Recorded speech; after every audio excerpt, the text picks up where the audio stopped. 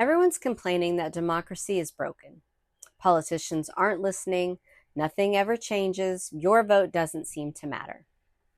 But what if I told you democracy is actually working exactly how it's designed? And that's the problem. I'm going to break down why democracy feels so frustrating right now, and more importantly, what each of us can actually do about it. Because here's the thing, the solution isn't just voting harder, it's understanding how the system actually works. I'm Rachel, aka Bite Size Activist. I have a political science background.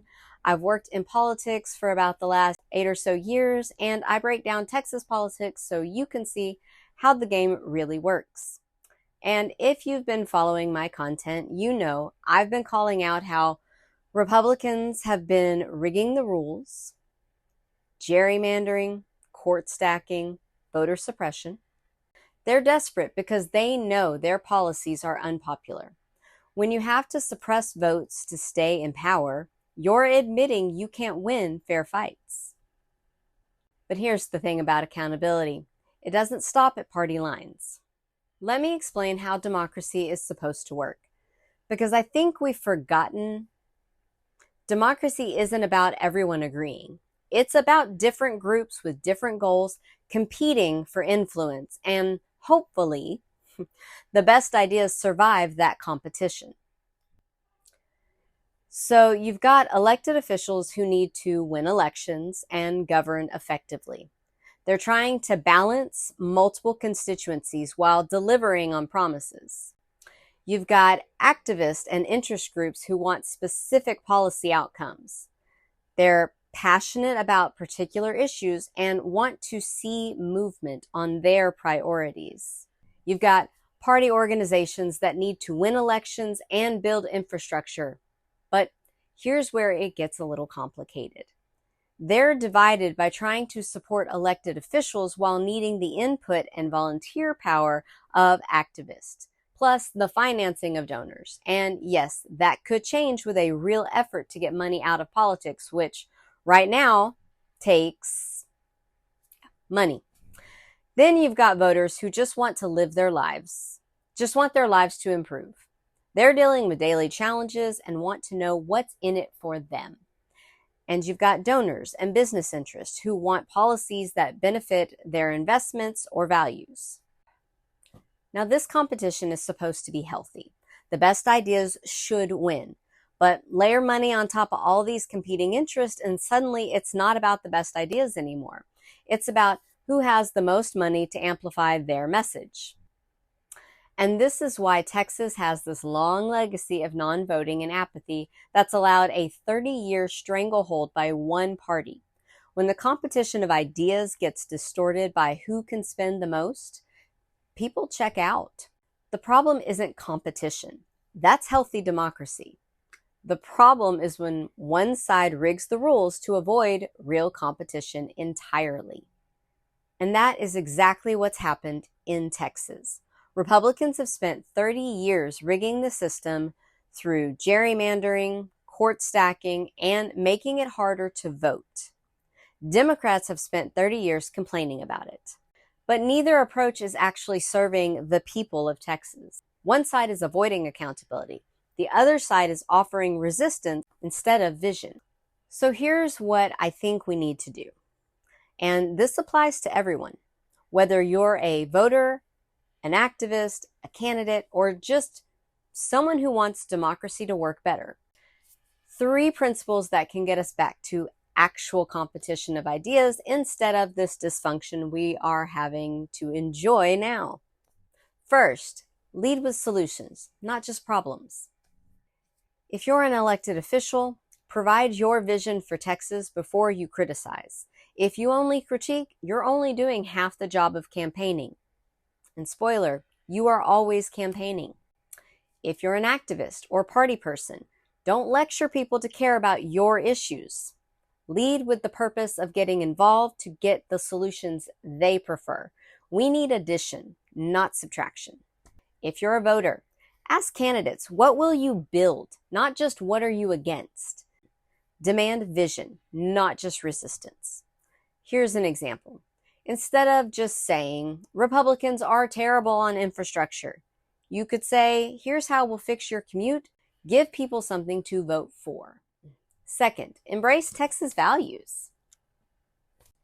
Personal liberty, entrepreneurial spirit, community, compassion, these are not Republican talking points or Democratic talking points.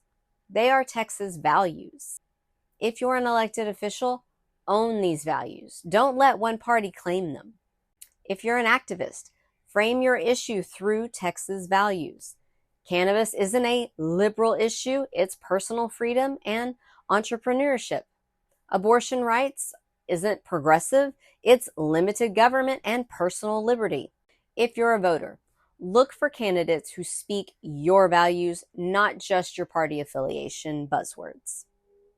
The smartest Democrats I know talk about cannabis like this.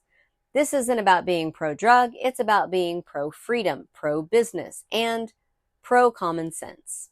Adults should make decisions, entrepreneurs should build business, and police should focus on real crime.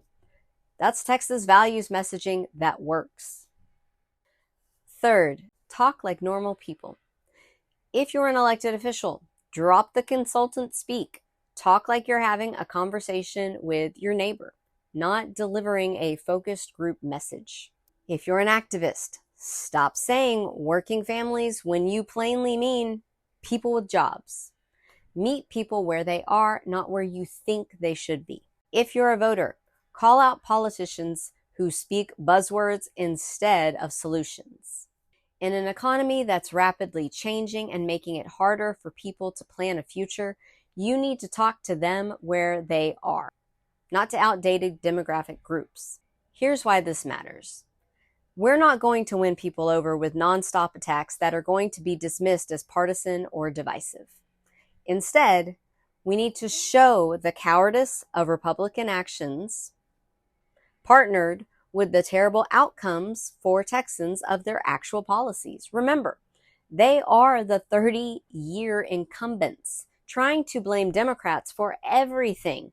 That wears thin with voters real quick when you consistently remind them how we got here. When someone complains about rising cost, who's been in charge of Texas for 30 years? When someone complains about unreliable infrastructure, Republicans have had 3 decades to fix this. What have they been doing instead? When someone complains about political dysfunction, one party has been rigging the rules to avoid accountability. The other party is asking for your vote to earn it. That approach adds a person willing to try something new. The question is, are Democrats ready to offer it? Look, democracy is not a spectator sport. It requires participation, and participation means more than just voting. It means engaging, demanding, and holding everyone accountable. Politicians respond to who they hear from. If they only hear from donors and activists, that's who they message to. If they hear from regular voters demanding better, that's what they will shift to address. So here's what I want you to do. Pick one of those 3 principles and try it this week. Ask a candidate what they'll build. Frame an issue through Texas values. Call out buzzword speak when you hear it. And if you want more breakdowns like this, how politics actually works, not just the drama, subscribe to this channel and hit the notification bell. I post new videos every week breaking down politics in Texas so you can see the patterns and understand how to engage effectively. What do you think? Are you ready to demand better from both parties? Let me know in the comments, and please share this video with someone who needs to understand how democracy actually works.